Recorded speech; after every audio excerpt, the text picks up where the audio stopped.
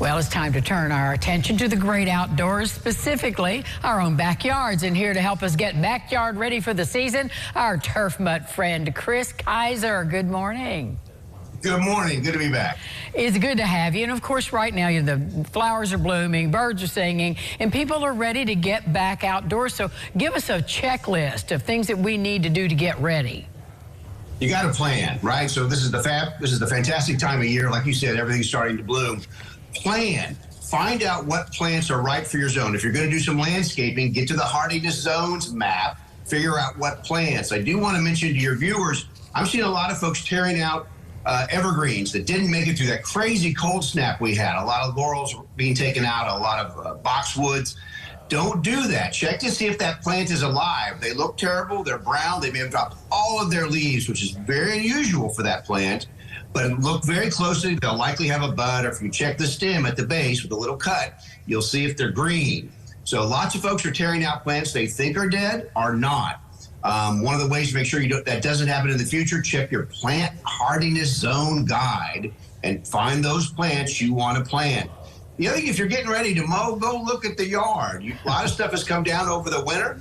You'll find some limbs, golf balls, things you want to find that you don't want your mower to find. Plant and start with fresh fuel. If you've got some gas that stayed over the winter, put it in the car and go buy fresh fuel for your power equipment. You have on some of your information about don't mow backwards. What do you mean? That's it. Remember, we've got to remember safety first, and especially if you've got children. So no kids on mowers. You should never have a child on a mower. It's not a place to learn to drive, and you don't want to mow in reverse. And you don't want to disable any safety device that's been installed by the manufacturer. So again, it's a safety thing in mind, particularly if you've got children or pets. Don't mow in reverse, and never disable safety devices. Well, and no kids on mowers. And no kids on mowers. There should never be kids or pets around operating power equipment. And that, again, Chris, we've talked about this before, but knowing how your equipment works and knowing all of its safety features is so important. Angie, it really is. And they may look the same, but these products have changed dramatically over the years.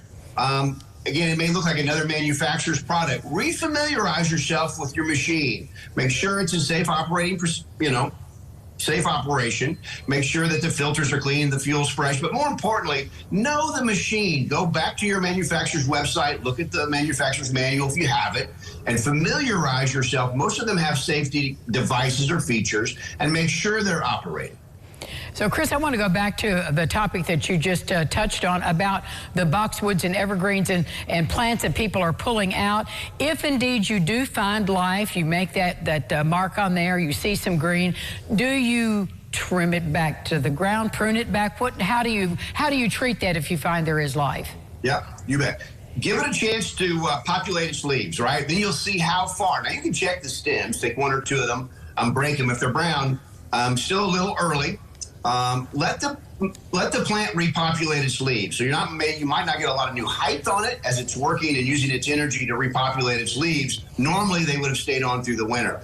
Just give it a little time. You'll see where the leaves end, and then you do want to cut it back. For the tip, typically the tips or the ends of the stems may have died. But give it a little while yet. We're still early in spring. All right, be patient. Well, thank you, Chris. My pleasure. Good to be back. We'll be back with more lifestyles right after this. Stay with us.